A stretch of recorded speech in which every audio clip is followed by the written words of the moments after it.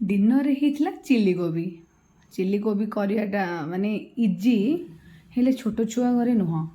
माने ये सब मसला मु निजे बनईकी पकई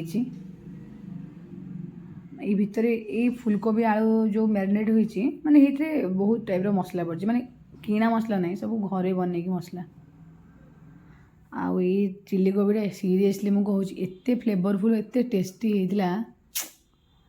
माने पूरा मस्त होता ये मो भाई आ मो स्वामी आ बो मो पुओ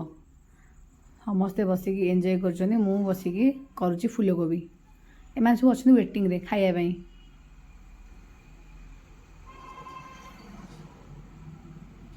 आ ये जो मसलाटा ग्रीन मसलाटा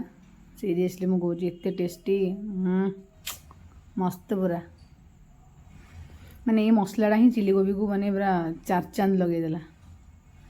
मत तो भल लगे मत क्रंची थे भल लगे खाया माने पूरा सीझी न क्रंची थी मस्त।